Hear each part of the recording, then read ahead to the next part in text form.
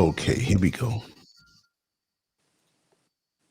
To everyone, this is Metamorphosis, the Black Butterfly, and we're out here in nature today celebrating another great Earth Day. Today, we're going to introduce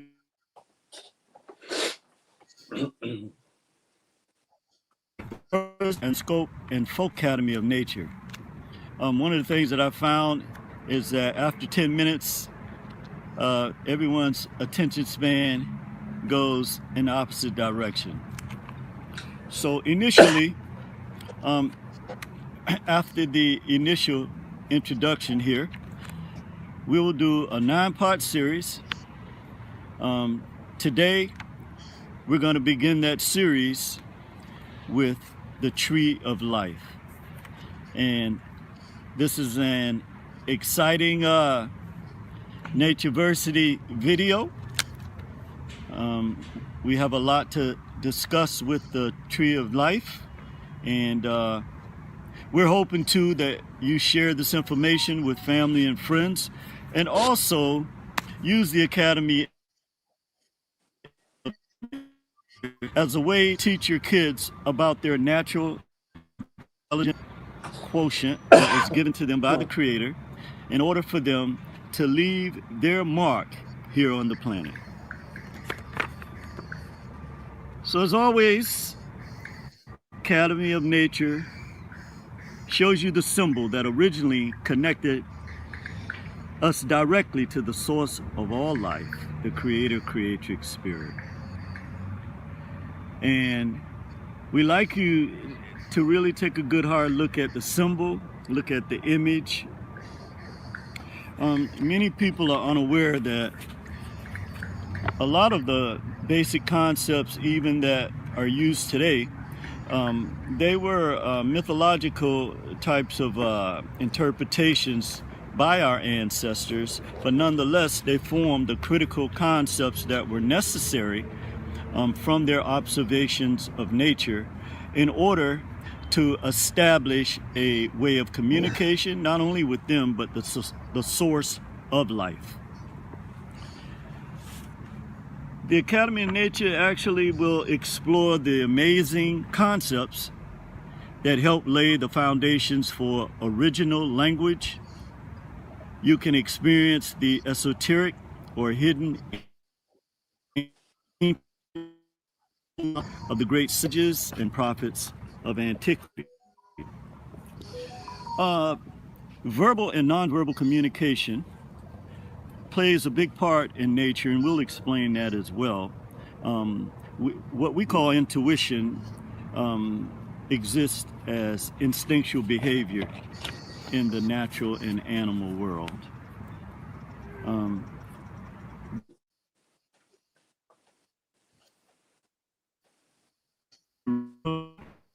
Test and measure your natural intent quotient, because we believe that nature is our greatest teacher. The scope and focus of the program primarily is developed through the eyes, experiences, and perspectives of African Americans. We also focus on the formation of linguistic concepts through the observation of natural laws, just like our ancestors did, sitting under a tree or in front of the ocean or river or wherever they happened to be. They saw the Creator, Creatrix Spirit in everything. And this is the primary focus of the Academy, is for people to understand that through our way of interpreting life, it stimulates something within our pineal gland, because this is the way the Creator established our being and connected it to all things in nature. So as I said, the instructional design of the Academy of Nature It's something that will benefit our young people, as we have to look at alternative ways in order to teach them and instruct them, because education only means indoctrination for specific tasks and goals. But unless you haven't gotten the memo yet, nothing is going back to the way it was before the reset. So real briefly, I'll talk about some of the knowledge and concepts we'll explain and share with you through our instructional design, and how it could help young people and help us in terms of our communication, because 70% of communication is nonverbal. So as always, I'd like to introduce my two partners, directors, Paco the Parrot and Willie the Wolf. These two animals are very, very important to our understanding of how we are taught, how we learn, the things that are important to us, and also it explains the behavior, not only our behavior, but the behavior of a system, a social system in which we exist. And it's very important that we teach our young people how to navigate through these systems. As explained before, Paco the Parrot communicates.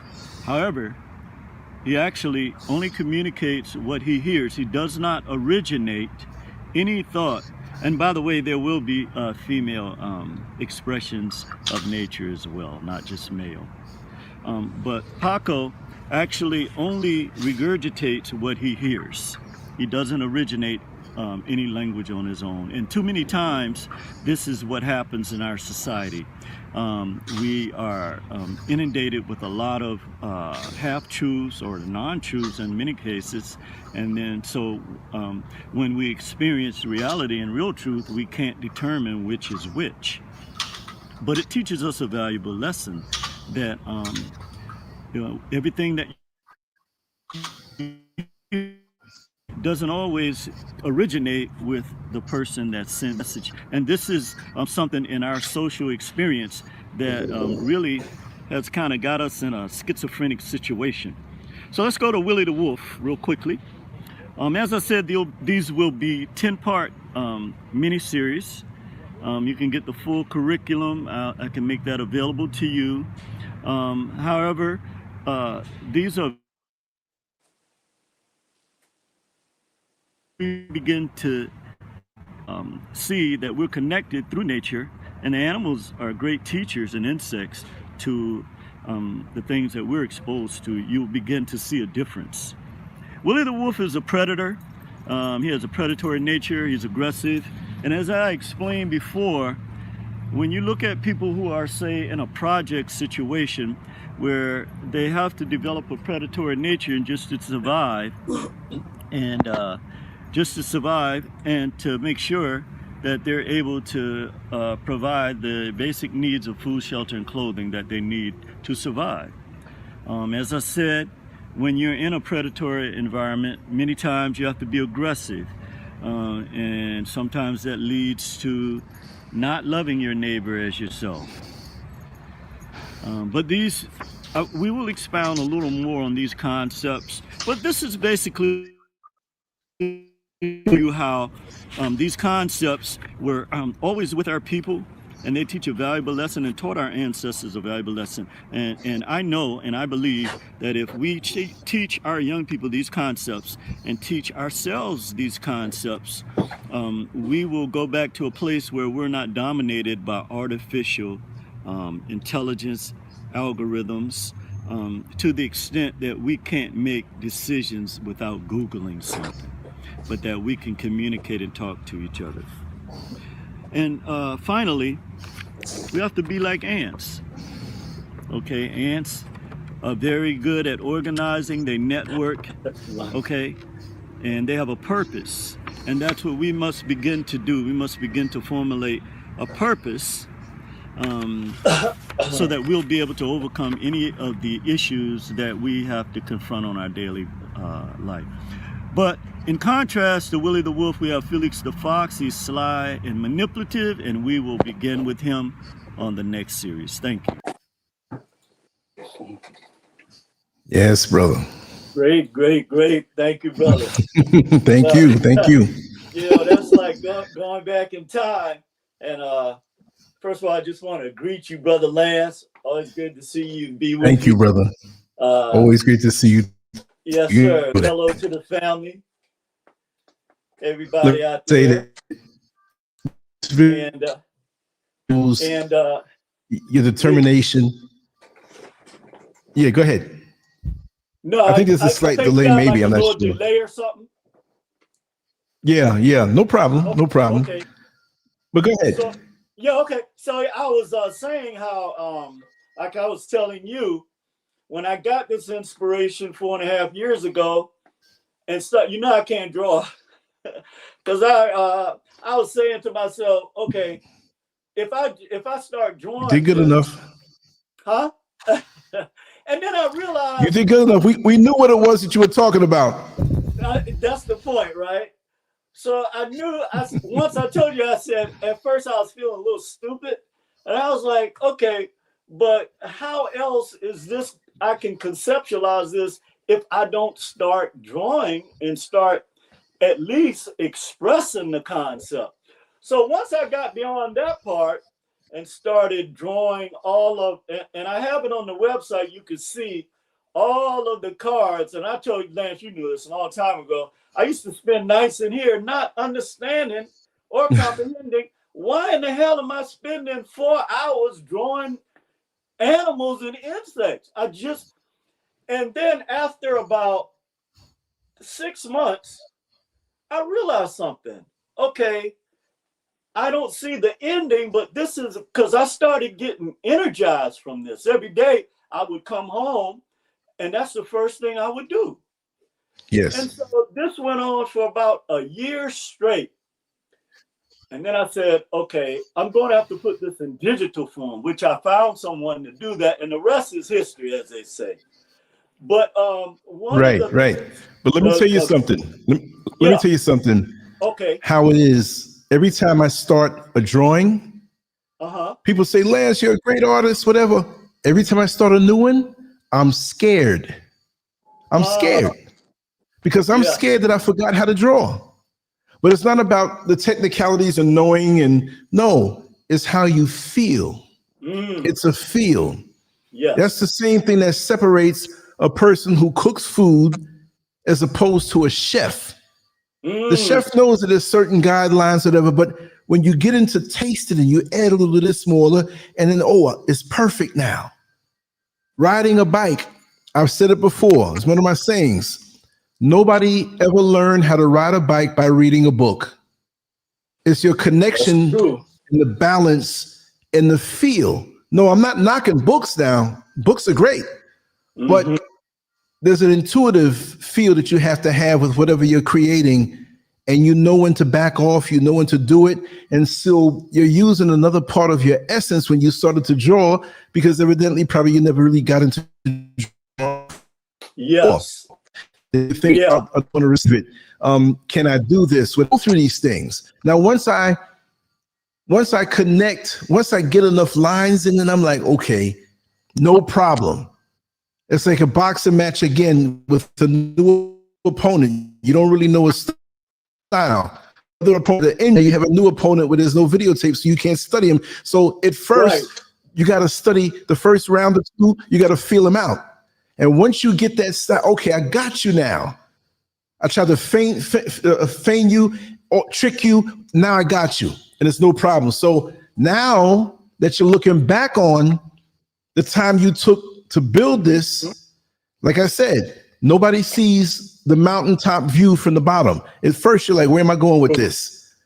And the more you climb the mountain and take time before you turn around, when you turn around, like, oh man, look at the view. Now you can see why. So never question yourself in the beginning. I'm not saying you question yourself, but with anything, we're always going to feel doubts or question yourself.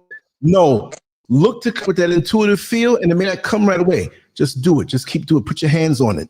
Everything you know now, You had to take your time and do it that way, right? Yes. And you So know, that's people, that's why it's not good to have people setting your timeline for anything or saying you need to do this by this amount of time. No, it's by the Spirit's time. But the biggest thing I realized from that was it was showing, the Creatrix was teaching me a principle that children have to learn in order to have a blueprint. So they stifle. Remember, we used to talk about this all the time, Lance, how the public school system stifles this gift in our children because our children are kinesthetic learners. They don't need no directions for anything, right? right. But so they stifle because they didn't have this gift or their children didn't have it. Then they made it seem like if you didn't follow step by step, and I always use this example, Martin Luther King and Malcolm X fought for the same thing. They just had different methodologies, but their goal was the same. And so how they trick us, and the reason why we can't unify is they take our differences and then they highlight it. Okay. And the thing that nature does, and I'll move on from this one. This is the thing when they get the book and their children hear the audio version as well, Dominic's voice, which is a lot more soothing than mine, the kids' natural gifts will come out. And art is one of the greatest ways, and you know this, Lance, to bring out or to express your natural gift inside. Yes, indeed. So I'm very satisfied that the quality of what our children, because they're facing this artificial onslaught as well. There is no future for them in the sense of them having to look to that system to provide an economic base for them. That's right. Okay, so now we have to step in and fill the gaps. Okay, and I believe, I know that the Academy's work will be a great tool for our people to begin to move forward. So thank you, brother. If anybody want to get the book, you have the QR code and the link, right? Yes, and I'm still have to set that up. You know the kind of hectic time that I had. Yes, I know. But the construction is still going on right now as we speak. Yeah, I'm going to step away in a second. I'm going to step away for about 4 minutes because I have a delivery of something coming here now. Okay. One of the guys just let me know. But what you said is on point. And we need that connectedness and that intuition on how we learn, because some people learn different ways. And it's, hey, man, I'm feeling this. Oh, yeah. They say, hey, brother, I'm not hearing you. I'm not seeing it. Yeah. Oh, yes, definitely. You want me to leave it up or just? Yeah, you can leave it up. You said you'll be 3 or 4 minutes. Okay, when I come back, I'm going to say something to this guy and pay him. Okay, brother, I'll be right back. Okay. Well, again, greetings to everyone under the sound of my voice. I wanted to play the clip for you. As you can see, it's 4 years old. And as we were saying, when I got the inspiration to build this for our children, I'll be honest with you, I really there was no blueprint for me. And a couple of years in was when I began to see the value of it. So anyway, today, the reason why I wanted to talk about this is because, as always, there's a period of time that comes into the lives of all Black Americans where we have to squarely look at something that was a foundation for our ancestors. All of us had some type of influence on us from the church. To deny that would be crazy, okay? But within the same concept with that is that we have to recognize that there was a different type of expression with that, as opposed to what was, I know people don't like this, okay, but what was beaten into us on the plantation, because if you didn't quote certain scriptures, which because they couldn't read or write, the preacher that was designated had to say it to, and they had to say it the exact same way, even though it was in broken English, or they would get a lash. Okay, that's just a fact. So let's move beyond that. But the reason why I wanted to talk about this subject is because now our people are really awake. Okay, the stuff I'm hearing now, the difference within the last 6 months, now we're pointed in the right direction. Now our pineal glands are open, and we can see, no matter how bitter this pill is, we can see that there are two different types of Christianities. And we're going to talk about that today. We're going to go into some visuals, and we're going to talk about the impact of Constantine and the Nicene Council in 325 AD. Okay, so I want to start out by quoting a script, because I know this, again, we're not going to run away from this. We know that in the subconscious minds of our people, 99% of it is Caesar Borgia. So we're not going to run away from this. We're going to deal with it head on. Okay. Now, initially, before they changed this translation, and I want to say this about the title. Okay, the cross is a symbol of death. Okay. We know this, and I propose that I was telling Lance when I got this inspiration about how these big chains around our necks, or around their necks, whoever necks, because we're in electromagnetic warfare, they're almost like an antenna for this evil energy. Because I was baffled, just trying to figure out all these guys in the music industry and other places wearing these big crosses, but yet they're doing the most to harm our people. And I'm like, this is a contradiction. This cannot be. Something is off here. And so I've been deep diving into this so that we can look at this squarely in the eye and talk about this now that our people's awareness is wide open. Even though every time we take progressive steps, they come up with these weak code words to try to degrade our people. And that's what inferior-minded people do. Okay, let's just keep it real. So I want to start out now, again, let's talk about this before I read the script.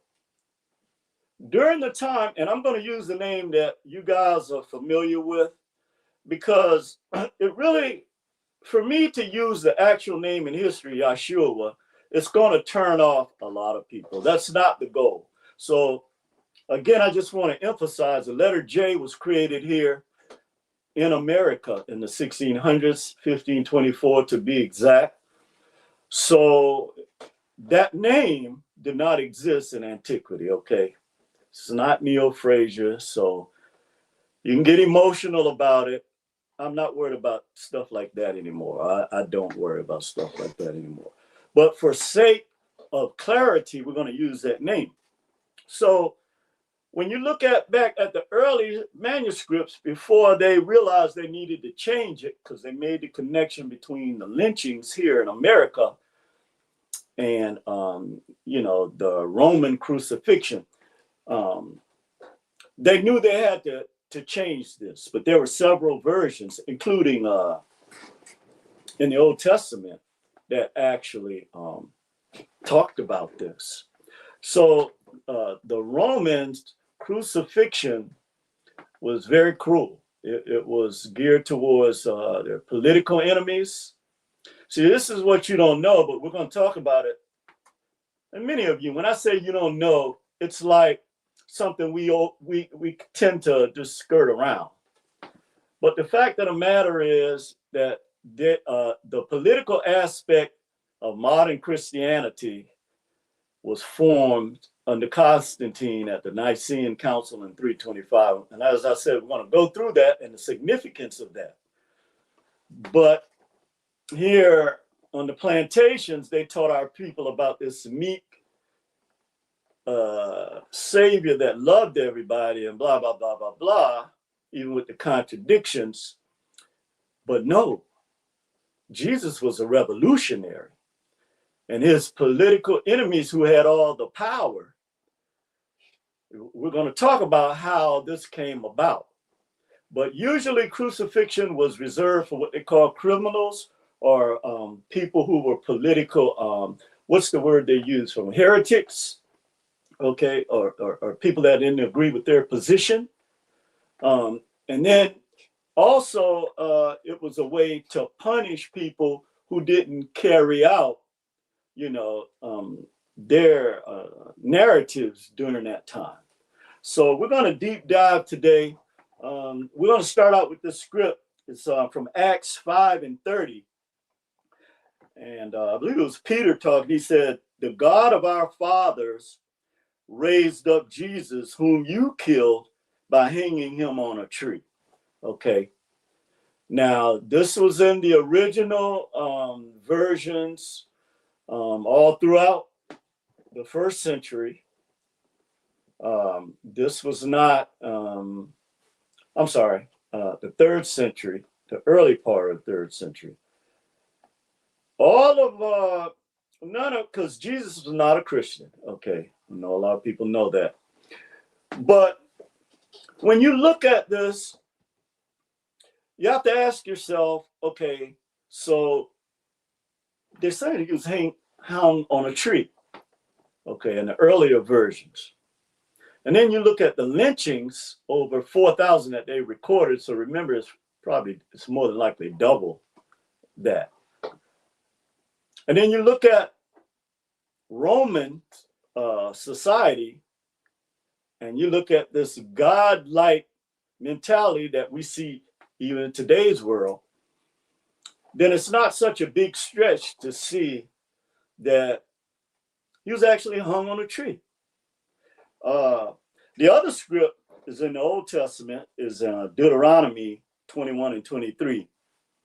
His body shall not remain all night upon the tree. Again. But thou shalt in any wise bury him that same day. For he that is hung is accursed of God. Hanged is a curse of God. That thy land be not defiled, while the Lord thy God giveth thee for an inheritance. Now see, what a lot of people don't know is this is what they believe literally, okay? So this is why you have this type of, let's call it for what it is, schizophrenia that existed during that time. But they realized, so you know, there were several earlier versions, but they still exist as well in these versions, Acts 5:30. It still exists in the English Standard Version, the Berean Standard Bible, the Berean Literal Version, okay, literally translated from that, and the King James Bible, which our people were raised on and love, and the New King James Version. So, you know, they didn't change this terminology about hanging on a tree until they realized, okay, so this might kind of expose things here if we don't change this. And so that's how we got to that point. Now, again, the name of the show today is the cross is a symbol of death and why Black people should never wear one. And again, I was explaining that because of the electromagnetic warfare that we're in right now, that the cross is actually, my brother's back, exists as an antenna around our neck. So we're the ones that's actually drawing these evil entities that are put out to directly affect us.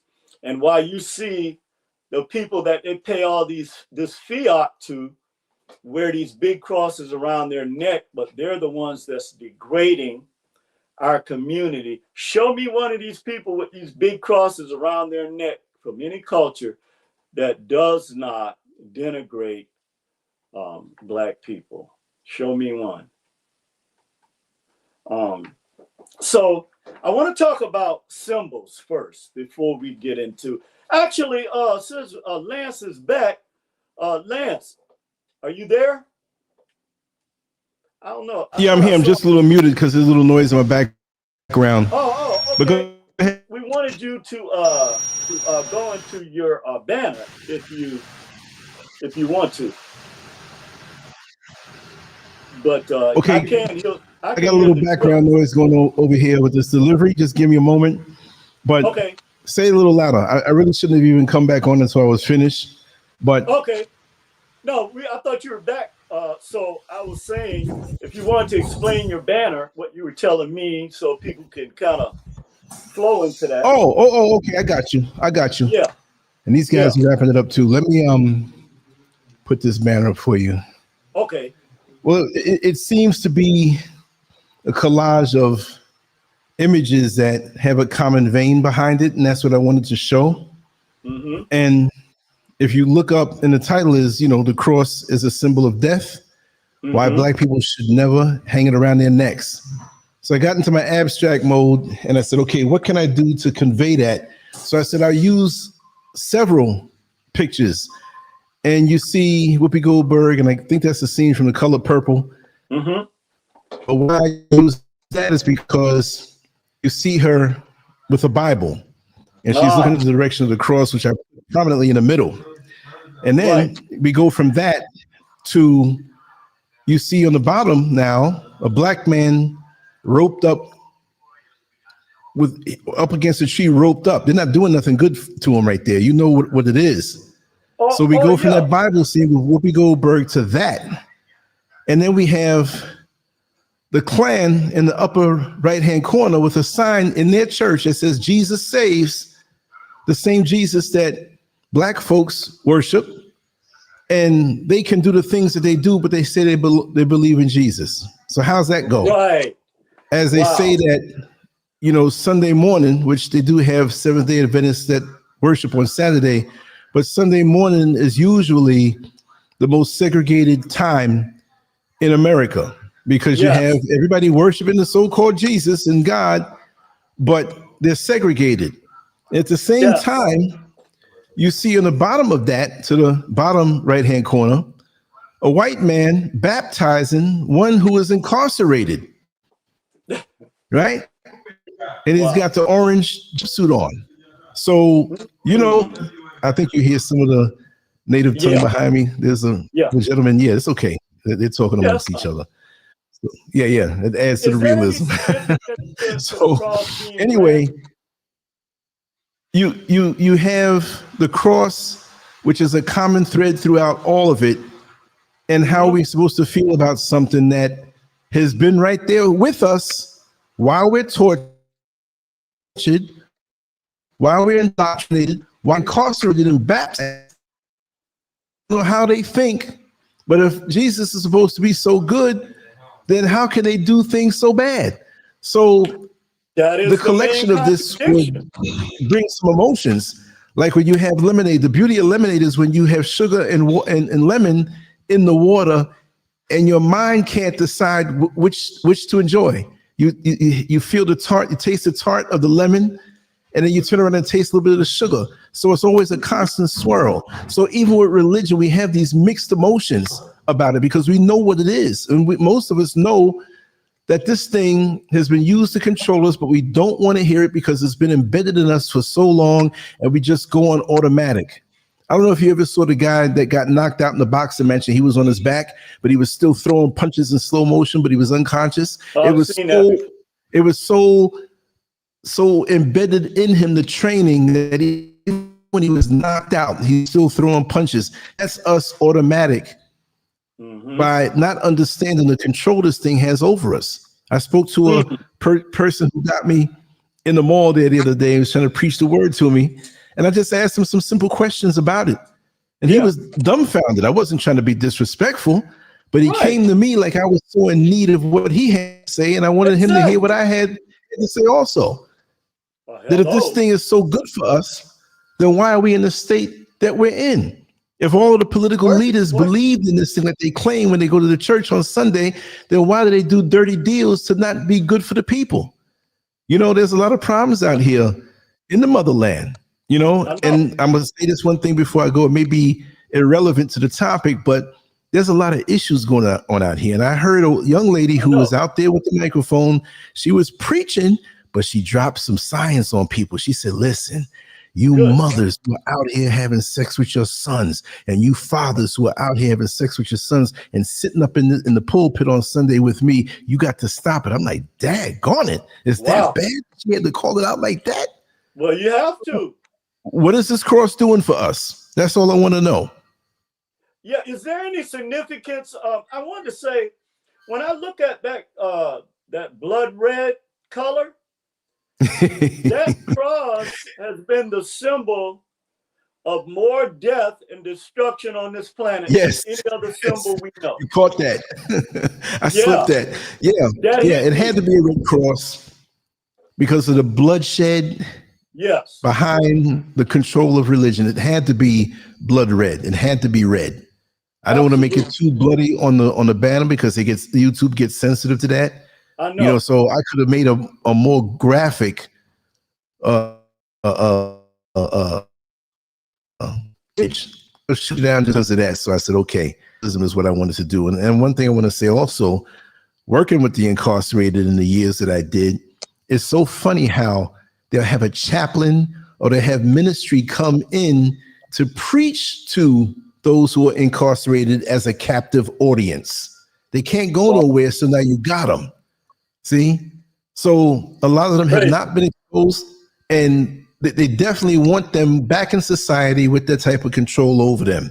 Yes, absolutely, 100%. Well, brother, I tell you, that banner, man, is foot. That's like a show by itself. I'm looking at each one saying, boy, we could go to school on this.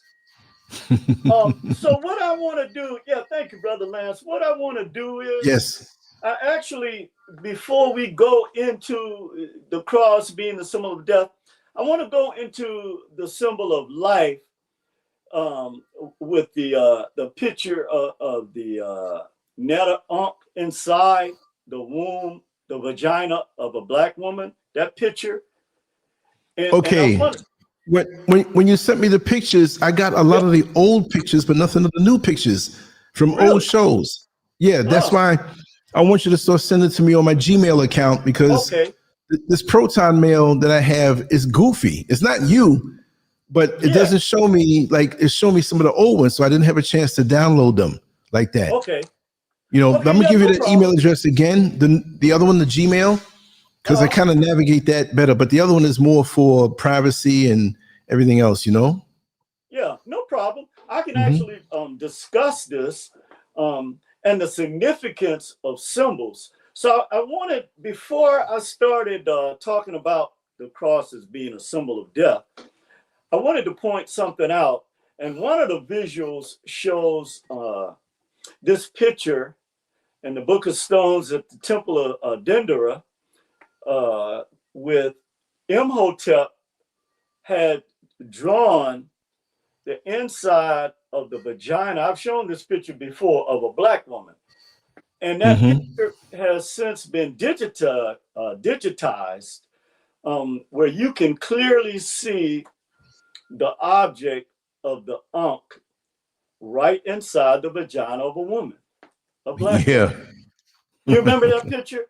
And so next to it is the actual picture that Imhotep put there that shows you the ankh, which is, so the symbol, the point is the symbol of life that we have always conceptualized was in the vagina of a black woman. It's clear. It's in the Temple of Dendera.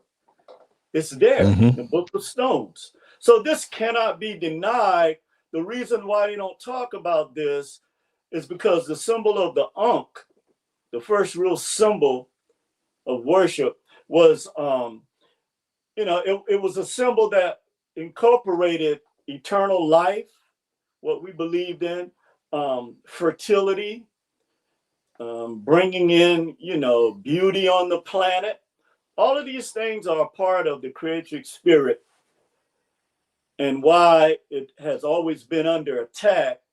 Yes. And why they had to demonize this knowledge, although they plagiarize every single thing they have from this knowledge. And so that picture itself really explains. So actually, they got this concept from the goddess Hathor, who is depicted as a woman shaped like a cow. And that's why you see the cow in the manger of Jesus. See, these are things our people don't look at, because we've been taught that somehow African knowledge something is, when in fact, all of the significant knowledge that we have on the planet today came out of the Nile Valley civilization. I don't care who don't like it. And we got to stop this crazy stuff with these people dividing you with some kind of alphabets. Okay.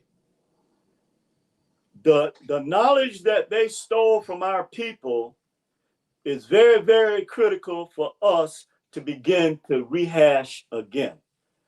Now, the significance of Hathor, the goddess, was because it was in the temple of Aset, which they changed into Isis. So it's fine. The same personality. We're not going to get hung up on that, on the lies.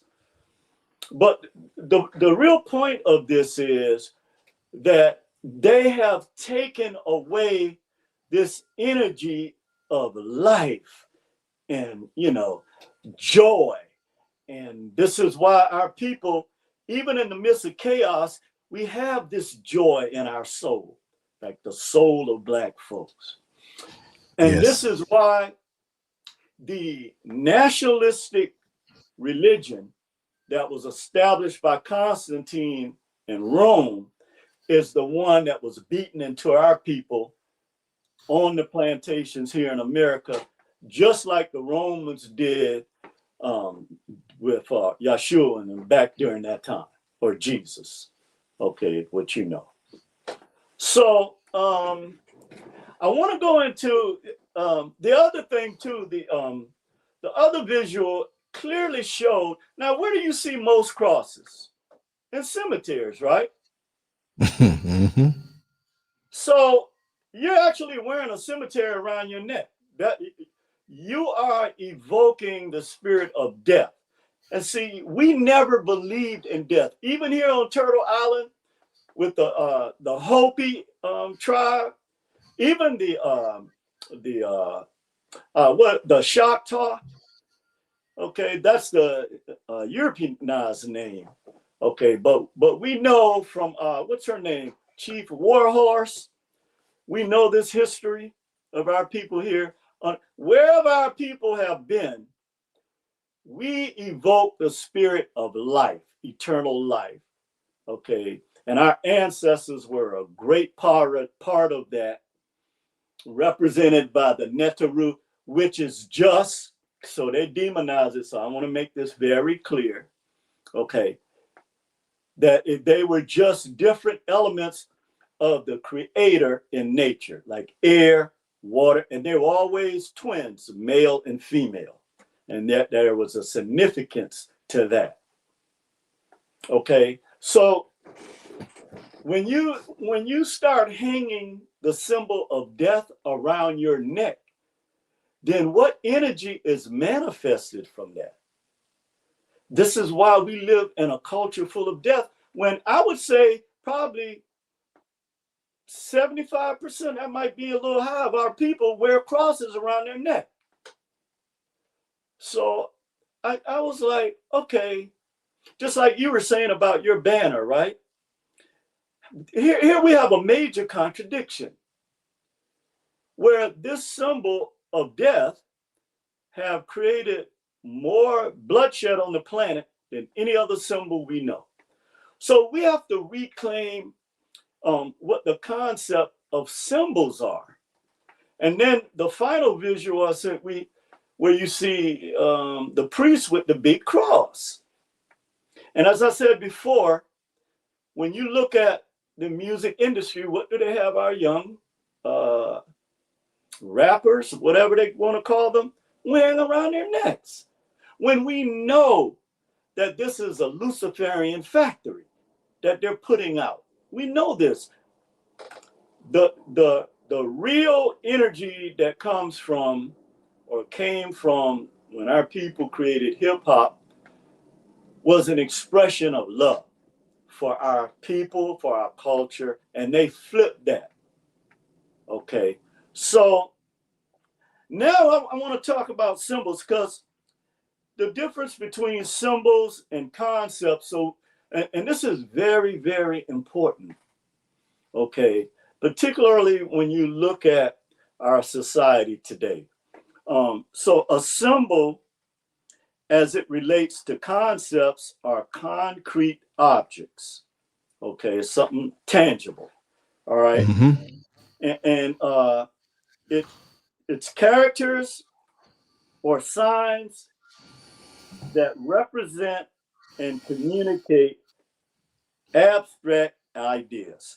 So you have a bunch of people sitting around saying, okay, this is how we're going to spin this. This is how we're going to put this abstract idea out, even though we don't have no found. And that's all an abstract idea is, which they do to our people 24/7. You don't have no basis for what you're saying.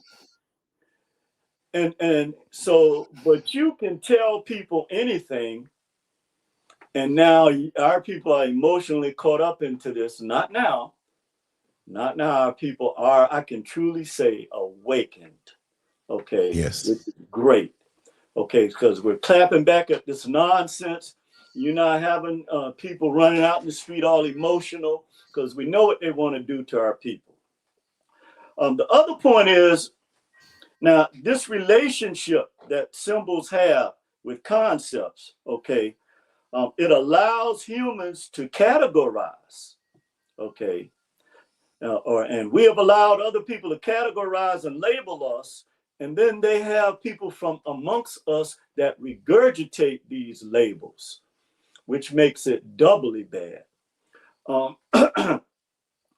Interpret and share complex thoughts that cannot be described literally, okay? So whenever you're dealing with these symbols that they put before us, like a cross, you have to know the history of that symbol. And like we talk about all the time, just because somebody has the same symbol that you have, okay, it doesn't mean they're and we see this all of the time. They make this very clear to the ones who want to integrate themselves into a system and a culture that's telling you that because you're non-white, you're not accepted into this culture, no matter how much you lick up to them or boot lick up to them. You got to be out of your mind. Okay. So, yeah, so you got to be out of your mind. But the thing, and you know, I like wolves better, because foxes have always been black folks' problems. Okay.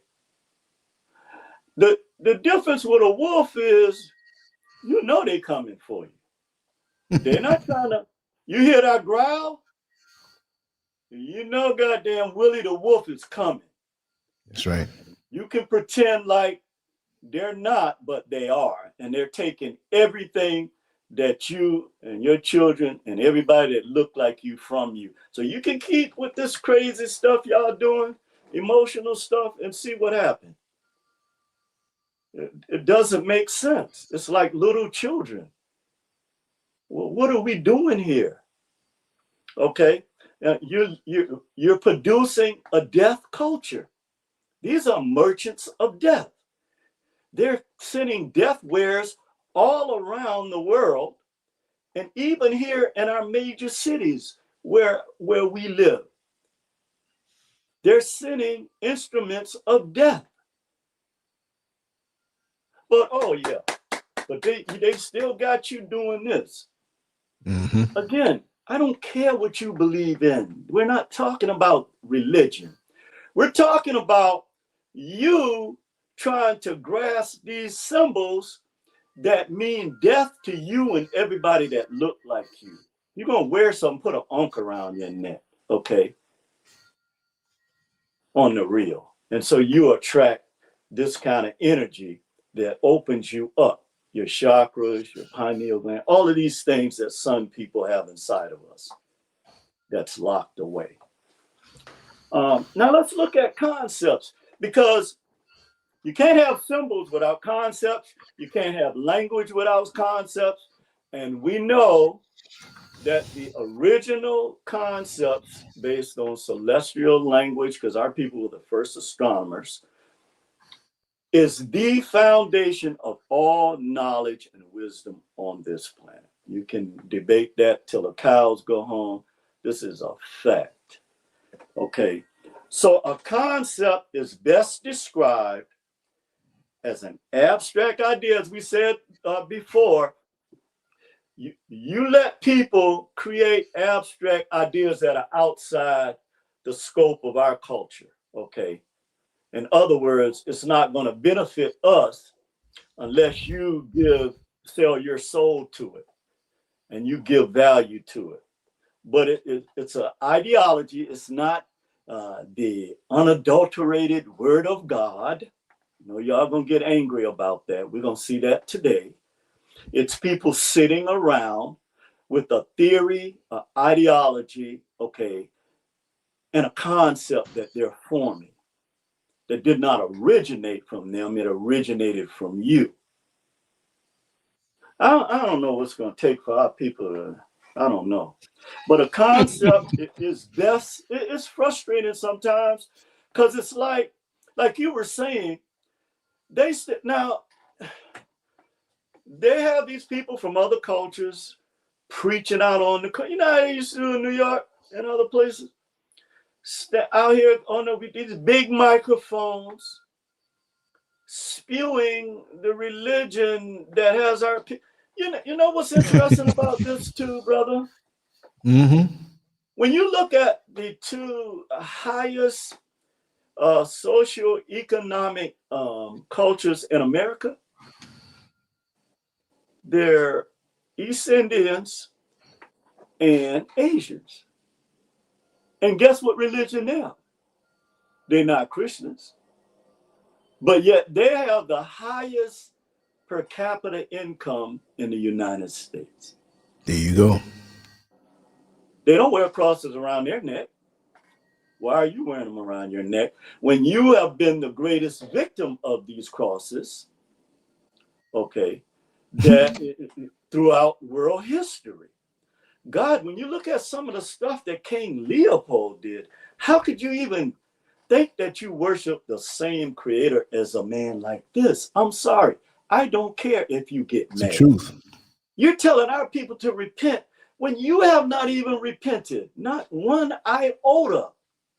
And now you're crying and bitching about what's happening to you when Black folks have had to live like this for all of our experience, or I should say, all of our interactions with you here on Turtle Island and in the Keebalon and in South America and the Caribbean and in Jamaica. Anywhere you go, Haiti, Mississippi, okay, Chicago, New York, you name it, Georgia, you name it, California. Yep. So it's not like, I don't care what kind of spin you put on this, it's the same Roman nationalism that is going on that our people are rejecting wholeheartedly in Groves. And I'm so proud of that. Okay, I'm so proud of that.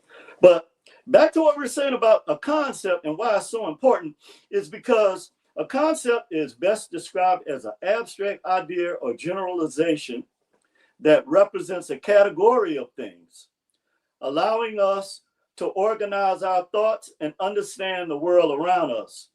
Essentially, it's a mental construct that groups similar objects, events, or ideas together based on shared characteristics. Now, I want to ask, a lot of these black folks I'm starting to see now on YouTube and different, what are you conserving?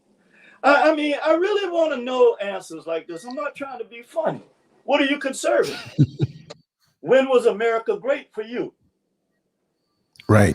Just asking these questions because people seem really, I don't know, confused. I don't know when you have shared similar objects, events, or ideas based on shared characteristics. I don't know. Because, for example, I'll give an example. 16 crucified saviors. Okay.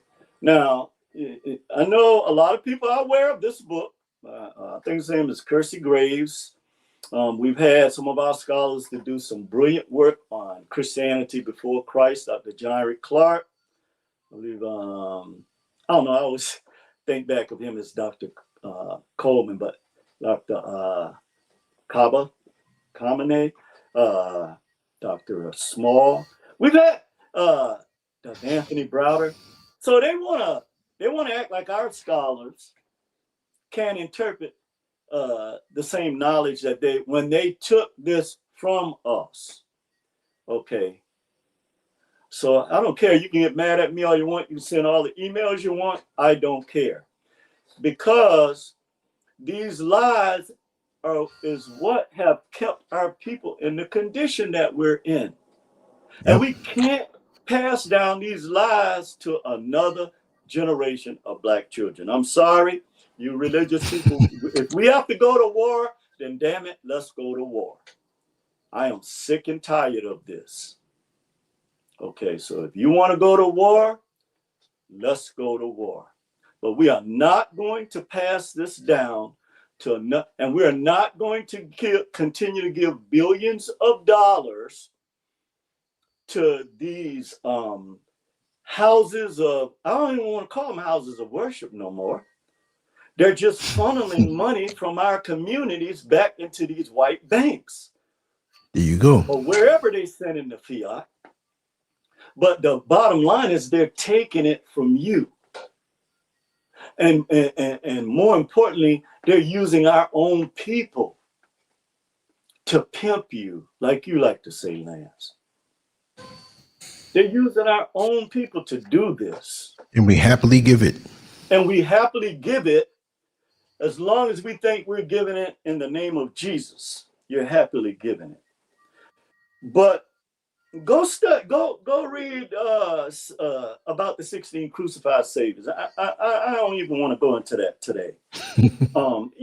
It's time for us to move beyond certain things, brother.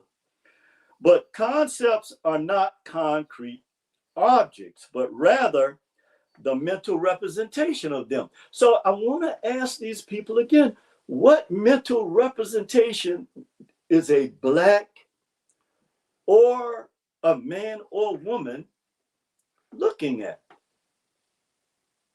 I honestly want to know that. So let's move into this area. Now, one of the things in regards to symbols and concepts that's so very important, and when we look at the symbol, the cross, and what we say it's a symbol of death, is because of what we're going to talk about right now. Okay, semiotics or semiology is the study of signs, symbols, and their significance. Okay, I want to say that again. And I want to say this to black folks again. These symbols and signs and significance of objects that you give value to does not mean the same thing for the people that you are regurgitating this stuff from. Okay? So you can get mad at me all you want, or Lance. It don't matter. This is beyond ridiculous right That's right. So semiology is the study of signs, symbols, and their significance. And I'm going to say significance to Black folks, okay? The study of how meaning is what? Created. Oh, so meaning is created. Yes, it's created, not by you. Or I should say, it's supposed to be created by you, but most of the things we give our value to, 99% of it, is not created by you. Okay, I'm going to read that again. This is the study of how meaning is created, not what it is, okay? It doesn't mean because somebody stand up behind a podium or wherever they are now, putting it on YouTube or wherever they are, doesn't mean that's what it is. It's what the meaning that they have created for you, okay? They're just narratives and interpretations. That's all it is. And again, we're gonna go into the real issue that Black folks have to confront today in regards to this romanticized religion and what the origins of it is, and that it was based on political bloodshed. We're gonna clearly see that, deal with that in a minute. So first, let's deal with iconic and symbolic semiotics, okay? Iconic images can instantly identify what they represent through visual resemblance, okay? So when you see somebody with a cross around their neck, you immediately think, oh, that's a good person. I'd rather somebody have a switchblade around their neck or a bullet. Okay, because For real. yeah, man, this is how they fake us out. Oh, they're a good Christian. They got a cross, big cross around their neck. And they've taught us how to act a certain way to deceive people. I'd rather somebody just say, I'd rather somebody just straight out say, man, I don't like you, okay? I don't like you. Exactly. Okay, fine. That's good. Thank you for telling me. I'm not gonna go behind trying to kiss your behind like y'all be running behind these white folks who telling you they don't like you. They don't like nobody that look like you. They don't like your children. They don't like your mama. They don't like you. Well, you know that. And your daddy. We're gonna take all the food stamps from you. We're gonna take all your jobs, but you still want to do this. Yeah, I'm frustrated, brother. I'm frustrated from a meeting I went to, because see, so you happy about our children dancing by this music from, this slave religion. I ain't saying you can't worship, teach our children to worship. Just tell them what they're worshiping and why you worshiping it. And why you got a cross around your neck, not an ankh. Okay, or a bone. Okay. Tell them that. So the other thing is, and excuse me, brother, I don't like to get emotional about things, but at the end of the day, let it flow, brother. Let it flow. Yeah, at the end of the day, man, these people are coming at us like we are their enemy. They have shown you. You can say all this crazy kumbaya stuff you want to. They don't like you. The entities that you bow down to, okay, the Luciferians, they don't like you. Wake up call. So not only, this is so schizophrenic for Black folks, these iconic images that you worshiping are anti-Black. And you're teaching our children to love this. From birth. That's right. Okay, so let's look at symbolic images. Symbolic images use more abstract representations that can represent multiple different, not Some, they want to tell you, oh, this is the truth, blah, blah, blah. No, it represents multiple different things, okay? But now here's the kicker. But do not resemble what they represent. Now, let's go back again to that banner you had up there, brother. See, when we look at the truth, what is it? The truth shall set you free, right? Yeah.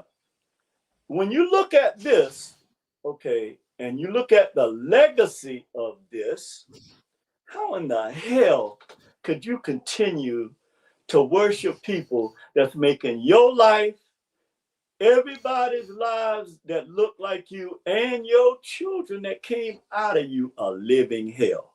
Oh no, we living in hell right now. And if you want to say there's a devil here on this planet. Okay. Right now. So you can keep up with all this crazy stuff if you want to, but our history and our legacy shows us that this symbol of death has produced more death for our people than any other symbol in the history of the world. That is a fact. So let's look at semiotic thinking. How they have our people thinking with that symbol of death. So semiotic thinking, and this is extremely important because we're going to get into semantics too. And we know semantics is just how they spin words, okay, or spin thoughts, which they are the masters of manipulation and deception, which they have taught you to be as well. But semiotic thinking, remember, you have the ability to think. The process of analyzing and understanding how meaning is what? Created. I'm going to read that again. Because somehow they have taught you not to think, just to accept the BS crap that, like Malcolm said, who taught you to hate yourself? We know who did. But this semiotic thinking is the process of analyzing and understanding how meaning is created and communicated through signs and symbols. So what that means in plain language is that's why they get so much data on you. Data mining, because they analyze, they use this on you when you go in a store. And why you think, they did a study one time of why certain items, this is how deep they study you. How people are drawn to certain aisles. They play a certain type of music, classical soothing music, and why the items on that aisle outsold all other items in the store. Okay. And Black folks, because we are the ones that spend the most money, or the biggest consumers, they use this on. I remember reading a book decades ago called Marketing the Negro. Okay. So they've been doing this for a long, long time. Okay. So they construct these symbols and signs that they give to you based on semiotic thinking. Okay. And they create the meaning for it as well. So it involves deconstructing a subject to its fundamental signs, such as words, images, and gestures. So they break down everything that you like, okay, and they feed this to you. Even when you look at the other cultures that come here, that have stores in our neighborhood, this is what they learn. They remember one of the amazing things that amazed me about Asians is once they see you and you spend money with them, you come in 10 years later, they know who you are. They never forget your face. And they greet you warmly because they know that you are their lifeblood. Black folks are.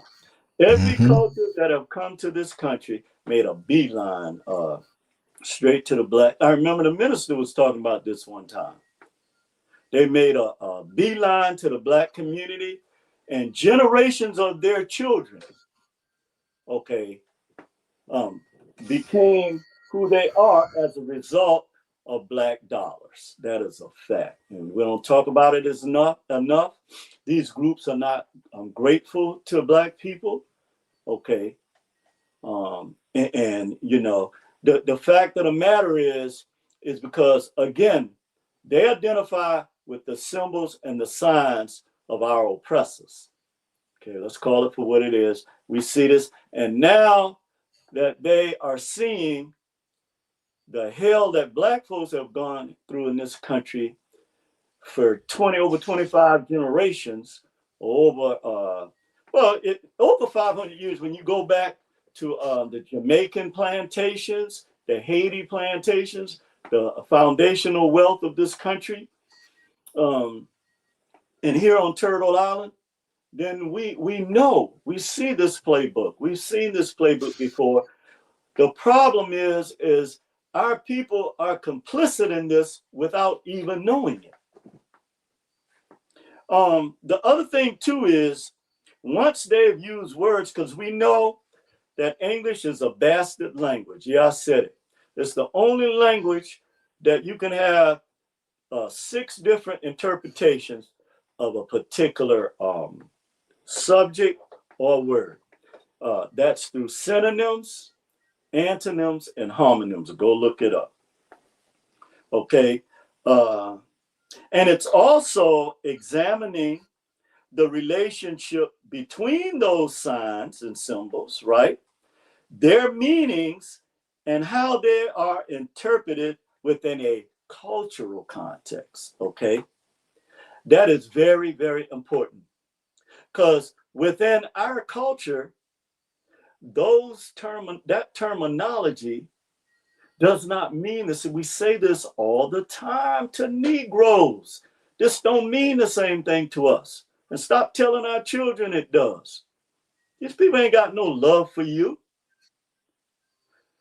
The thing is now that the Luciferians have pulled the rug from under everybody, which eventually we knew was going to happen, and they bamboozled their own people, because they have this thing where now, if you're not part of their tax bracket, then you're not part of their global plan. And so, just like when Tricky Dick Nixon sold America out in 1971 to the Chinese, our multinational corporations have sold us out, and our government is complicit. That is a fact. Okay. So the most important thing, what I just said, is the meanings of these words, images, gestures, symbols, these code words they use against our people that they think, now they find it out, it's not us, it's them. DEI, CRT, woke, all of these things that they use and meant to degrade our people. The Creator flipped it back on them. But the thing our people have to realize is the meaning of these things and how they are interpreted is within a cultural context. So that's why when they took hip hop and then they added the evil, wicked aspect to the music and then started paying our children this worthless fiat, which they realize now that they're broke because they have produced billions and billions and maybe trillions, not maybe trillions of dollars across the planet, but we have nothing that we can benefit from it. You see what I'm saying? This is what this cross that they have worn around their neck have done. Yeah, I said it. Mm-hmm. It has killed. Not only did it kill our beautiful music that our people brought out of our culture, okay, and there were there were some Latino people that helped with this, and people from like Jamaica, and I don't know why. Yes, we're the foundation of it. Okay. But we know that particularly in your home state, Lance, the Puerto Ricans and that, this was part of their culture as well. They didn't help Yes. originate it, but they also benefited from it because it sustained us in these hellish conditions we were in. So now the real devil that got you with a cross around your neck, every time they see that cross, they say, oh yeah, we got them. They know that. They got you by the balls. And I ain't gonna say the other word that they got our creatrix by, but you know it. Okay. They got it. So let's look at semantics, which is basically how things are expressed. And this is very, very critical because we have allowed the interpretation through semantics of other people to dominate the way we view the world. Come on, man. We have to take responsibility. If we're going to move on from this, we can't keep blaming other people for the misstep. Just like in our own personal life, there's a lot of things that I regret that I did or didn't do. However, I don't look at it as a failure. Or I don't look down on myself. I just know it was a stepping stone for me to get where I am because I've learned something from each one of those. Just like we talked about earlier when we played the video and I went back 4 years ago and we were talking about that. You have to learn in germination steps, okay? I don't care how old you are or how much you think you know. There's always more lessons to learn, to improve, to get better, which we are, which we will. But we have to eliminate the semantics that exist in our community that's destroying our people. Okay, we have to do that. So semiotics, as we were talking about earlier, is the broader study of all signs and symbols. However, semantics is the subfield of semiotics that specifically focuses on the meaning of language. I'm gonna read that again, because see, this is such a critical, and when the creatrix was showing me this, she was hitting on this very, very strong. Very, very strong. And I had to meditate on this for like 3 days. Okay. That the semantics, okay, is the subfield of semiotics that specifically focuses on the meaning of language. Now, when we look at language, okay, what we fail to embrace and realize, again, that you have to choose whether or not you're going to embrace who we are, our language, our soul, the soul of Black folks, or you're going to give it away. It's just that simple. Okay, yeah, there's no spin. So the language is not just what you express verbally. Language is how you live through what you know and who you are. Ain't nobody talking about you being no perfect Christian. We're talking about how you bring your gift out to the world, okay? Because like Maya Angelou said, there is enough room for every star in the sky. There's enough room for, there's no reason for, so you have picked up this jealousy and enviousness of your brothers and sisters from people who are jealous and envious of you. So they taught you to hate your own brother and sister anytime they make progress.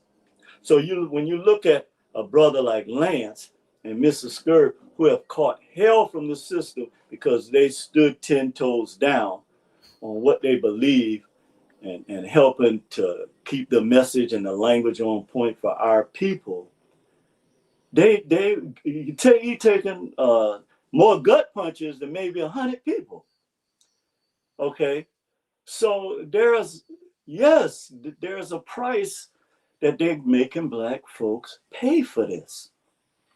They're doing it to brown folks because they can't go directly to us because it would be too obvious. But trust and believe, they are coming for you. Okay. Now, whatever that means to you, you can take it however you want.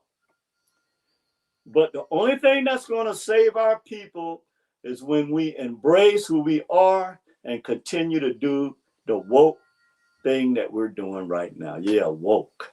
Because it means something totally different to our people than to you. So you can try to make it seem inferior, but yeah, I'm saying our people are woke. Yeah, they are. And that means That's right. trouble. And that means trouble for them. See, because there is a large percentage of our people who have fueled them throughout their history and even now. But now that's cut off, like when you cut off a spigot of water. Okay, you might get some drops, but that's it. Black folks have cut off that spigot, and I'm so very proud of that. But let's get back to this.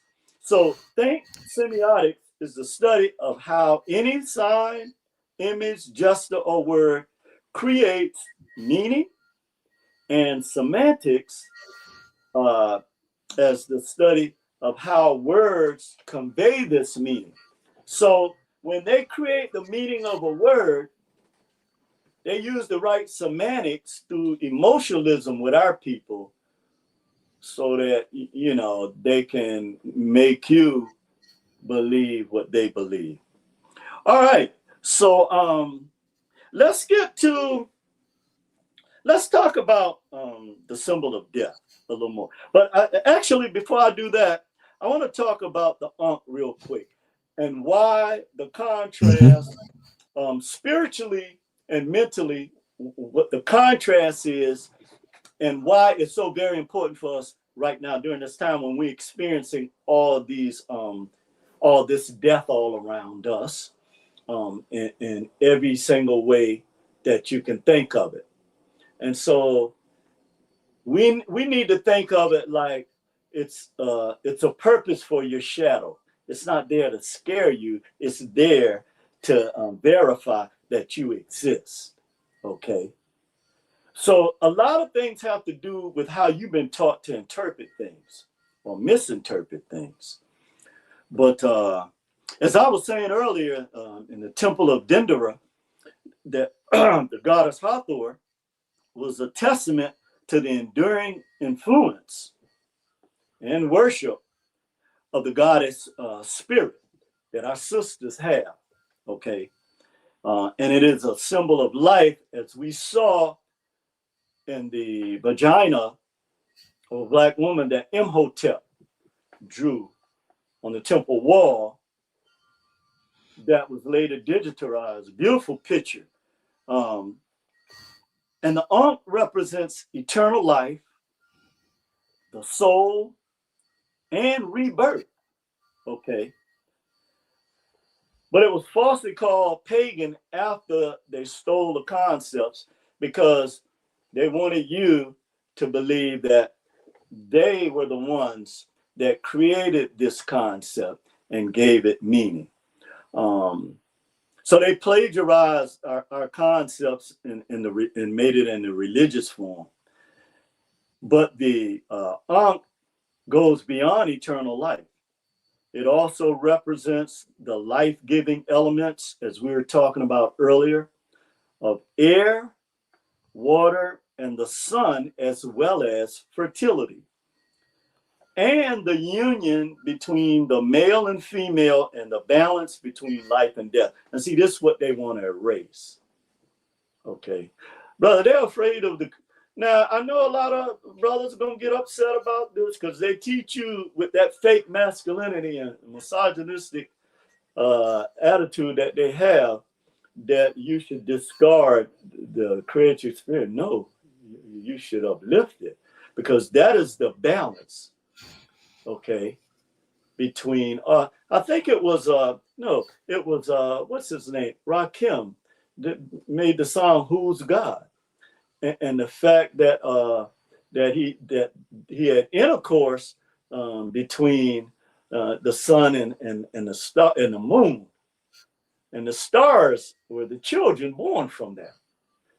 And see, this is the type of knowledge and wisdom that brings out the things that we are supposed to stand for. Not how badass you can be, how much you can punk somebody. That's what punks do. That's not what real men, they have taught you to do that. And because you got a gun or a knife, you think you so tough and big and bad because these vampires that they have released on our people, they coming with these weapons, but they got another thought coming. You're not bigger than the creator, okay? And when you start destroying the children of the creator creatures, you in uncharted waters, as they say. Okay, you're in uncharted waters. That's all I'm gonna say about that. But this symbol of death. Now we're gonna talk about the origins of this as we wrap this up. Now let's look back. I'm gonna read this because I made some notes on this about the symbol of death again in the cross. That the symbol of the cross originates from the Roman method of execution known as crucifixion. Okay, so they switched the words. It was used particularly for slaves, which basically was lynching on a tree. They changed it. That's what they used to do. I don't know where they got this cross from that they're talking about on Mount Calvary and all of that, but clearly it was from my research, they hung them from the tree, okay? And they hung black folks back then, I don't want to say Yeshua, Jesus and his followers, and they hung them, and what they did to Arius and them was totally, just barbaric. So it was used particularly for slaves and people that were political rebels and criminals. And by the 4th century, Constantine outlawed crucifixion. But before that, whoever was a political dissident, or somebody who they labeled a heretic, they just put, like they do today, any type of label, native label that they put on you, then you were marked, okay? And so the Romans crucified or lynched around 30-33 AD Jesus. It was a cross. So I theorized that one of the reasons they want to change it, okay, because I heard somebody, so-called theology person, saying that they made the cross from a tree because he couldn't just discount the fact there are too many ancient manuscripts that reference the tree, right? It was hung from a tree. So what happened was some early manuscripts actually used the term hung from a tree until it was changed by Constantine at the Nicene Council when the image of Caesar, well, actually, that's not when that was done. That's like thousands of years earlier. But so at this, so the Romans, what happened at the Nicene Council in 325 AD, and why it's so very important for our people to understand this, is that Jesus was a revolutionary, okay? He was a revolutionary. He wasn't a Christian, the meek, humble personality, the romanticism that they give our people for emotional comfort. If he went into one of these so-called churches or temples, oh, it was a whirlwind that came with him and the people with him. So at that time, when Constantine took over and you know, they always want to use these terms, Constantine the Great or Alexander the Great, whatever. But he had to decide. Now you got all these different factions of what they begin to call Christianity, right? Because they ain't call it that during Jesus' time. Many people, I'm sure, know this. So I think they were first called Christians at Antioch, where the Apostle Paul was so-called preaching or whatever and had a conversion. Not sure. I think so. I'm pulling back, going back. But the point is that these bishops came together at Nicaea, okay, and all of them, they argued their different positions, and Constantine said, look, because he had some kind of conversion and believed it was because of the cross. He said he saw a vision of the cross in the clouds, that they won that victory. And so what happened was they decided that now Jesus would be considered from the same essence as the Father. That was what the big argument was over. Whether or not he was going to be considered as from the same essence of the Father or begotten of the Father, but lesser. So eventually, Constantine said, look, we're going to make this one particular concept of this. And the bishops who, I think it was 5 of them that didn't sign this particular document that changed Christianity, they became what they started calling rebels. And so when they went back to where they were from, they excommunicated them from the church. They labeled them heretics, much like what's going on today. And so they pretty much was marked, okay? But the bishops who agreed with Constantine and formulated this form of Christianity that we have today, they got a lot of perks, okay? And Arius was not allowed there, okay? So I just want to close by saying that we have to look this dead in the face. You want to continue wearing crosses? That's fine. That's not the point of what I'm saying today. The point of what I'm saying today is that symbols are so very important to us because of the meaning that is created from those symbols, okay? And so when you look at the history of the cross and what it's meant to our people, it has never meant more, and people get upset with me and send emails or whatever you do, that Black people, you know, you're talking about a Holy Spirit where we've always been manifested a unholy spirit. You can look at the history of our people and even the Ban on Land show to see that. Okay, so I'm not trying to blaspheme anybody's religion or whatever. I'm just standing on truth that that at some point I'm calling for Black people to take off these crosses, because now you're an antenna for this evil that's directed towards our people. Yeah, I think I'll close on that, brother. Brilliant show, brother. Thank you. You know, it's like the old game Operation from the late 60s, Operation. We had it going bones outside. It was, Yeah. and nobody can say that they misunderstood you. Huh? Yeah, I remember that game.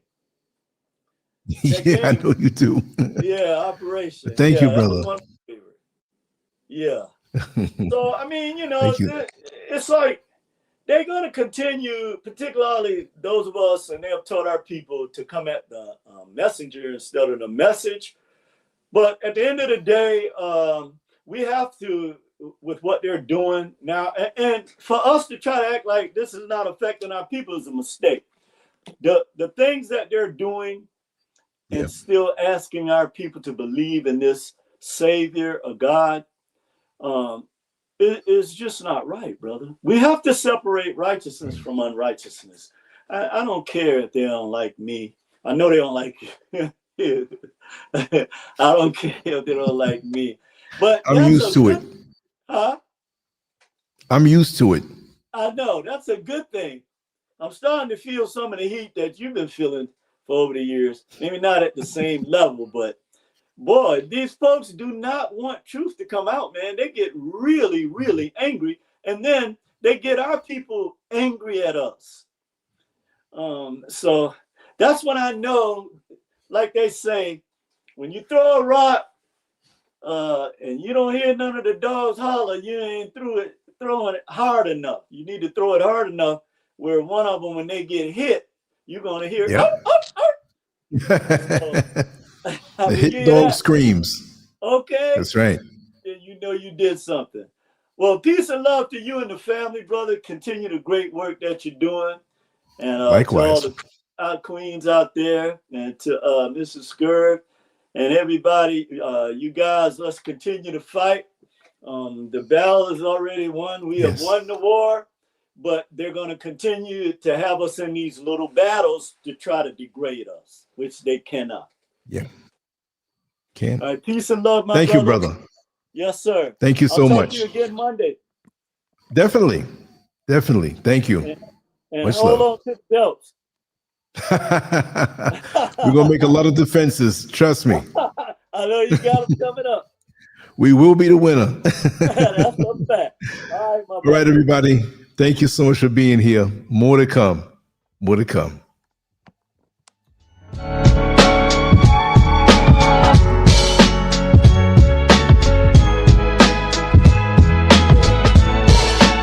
How you like it now, you devil?